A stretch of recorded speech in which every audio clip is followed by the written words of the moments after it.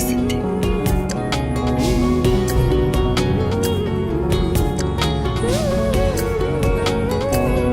ওর আঙুল একটা রিং পরিয়ে দিয়ে জানতে চেয়েছিল বুড়ো হবে একসাথে।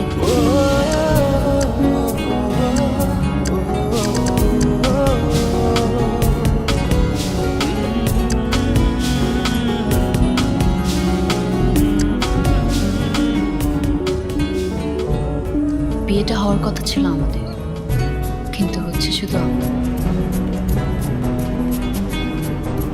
কাল আমার বিয়ে।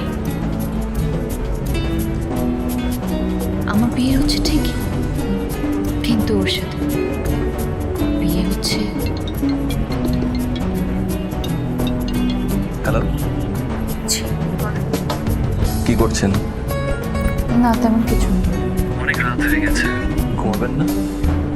হ্যাঁ, একটু পরেই ঘুমিয়ে পড়বো। মেজাজ খারাপ? জি। আমাকে কি বলা যায় কেন মেজাজ খারাপ? এমনি ঘুমালে ঠিক নেই।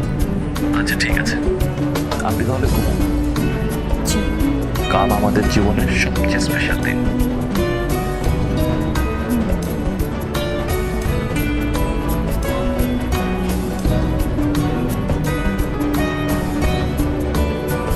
অনেক ভালোবেসেছিলাম, অনেক বেশি ভালোবেসেছিলাম, কিন্তু ফারহান আমার সাথে কেন করলো? আজকে আমি ওকে কল দিব, কল দিয়ে যা ইচ্ছা তাই শোনাবো, আমার মনে যা যা আছে সব বলবো। ও যে এত মাস ধরে আমাকে কষ্ট দিয়েছে, সব শুধু আসলে ফেরত দিব ওকে।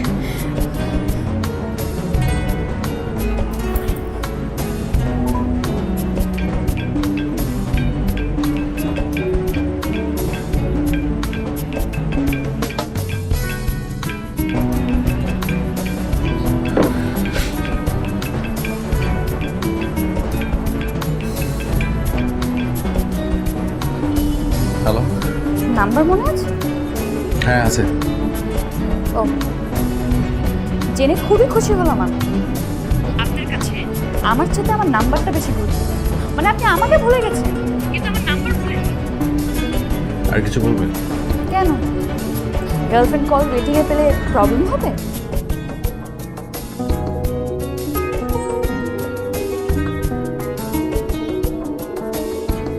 কালাম জানো তুমি? হ্যাঁ জানি। কিভাবে জানো? শুনেছি। কিছু বলার নাই না তোমার? যা বলার আগেই বলছি। তাহলে কাল আমার বিয়েতে দাওয়াত খেতে ভুল করো না প্লিজ। শোনো, আমার না ঘুম পাচ্ছে, আমি রাখি। সেলফিশ, নিজের ঘুমের কথাটাই ভাবলা, আমার ঘুমের কথা একবারও ভাবলা না। না, তুমি গিয়ে তোমার রুমে ঘুমাতে পারো। কিভাবে একা ঘুমাতে হয় সেটা আমি শিখে ফেলেছি। বলিস কি? কিভাবে শিখলি?